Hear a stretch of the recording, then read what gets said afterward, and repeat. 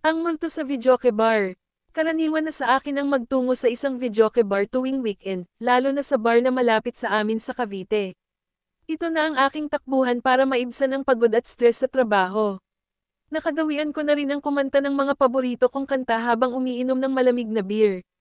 Minsan kasama ko ang mga barkada ko, minsan naman, tulad ng gabing iyon, ako lang mag-isa. Kulang kasi ang budget ko pang libre sa kanila, kaya nagpasya akong mag-isa na lang. Pagpasok ko sa bar, pamilyar na mga mukha ang sumalubong sa akin.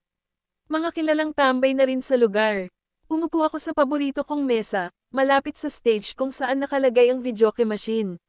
In-order ko ang paborito kong pulutan at isang bucket ng beer. Nang dumating ang aking order, agad akong nagpatugtog ng aking mga paboritong kanta.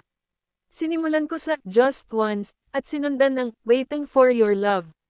Lalo akong ginanahan sa pag-awit dahil sa alak. Hindi nagtagal, umiskor ako ng 78 sa videoke. Hanga naman ang mga tao sa loob ng bar, pumapalakpak pa nga ang ilan.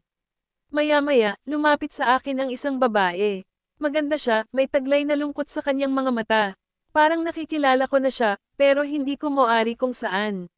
Sinabi niya sa akin, kantahin mo naman yung My Lady, para sa akin. Nagulat ako dahil iyon din ang paborito kong kanta na kinakanta ko sa asawa ko. Kabisado ko ang bawat tono at alam ko kung kailan ko lalakasan ang boses ko para umiskor ng mataas. Okay, sige, sabi ko. Inumpisahan ko na ang pagkanta. Buong puso kong ibinigay ang aking performance. Habang kumakanta ako, napansin kong si Lily, ang babae, ay tila nagbabago. Sa simula ay malungkot siya, ngunit habang kumakanta ako, unti-unti siyang ngumiti. Ang kanyang mga mata ay nagliliwanag, parang nagbabalik ang saya sa kanyang mukha. Pero napansin ko rin ang mga luha na umaagos mula sa kanyang mga mata. Para bang sa kabila ng kasiyahan, may malalim na kalungkutan na hindi niya kayang itago. Natapos ko ang kanta, ngunit dahil sa taas ng boses, namaos ako at nakakuha lang ako ng 87.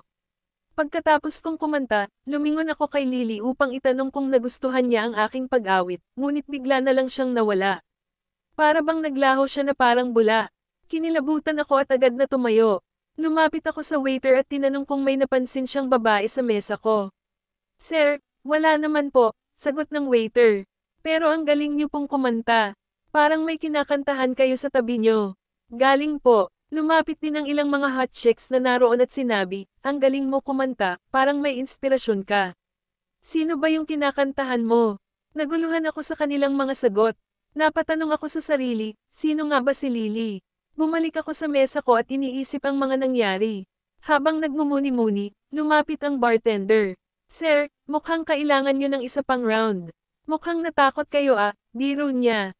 Bro, seryoso, may babae akong nakausap dito. Si Lily. Sinabihan pa akong kantahin yung My Lady. Pero paglingon ko, bigla na lang siyang nawala. Sabi ko, pilit na inaayos ang kwento sa isip ko. Sir, may kwento akong narinig tungkol dyan, sabi ng bartender. Matagal na yon, may isang babaeng regular dito na ang pangalan ay Lily. Paborito niyang kantahin ang My Lady.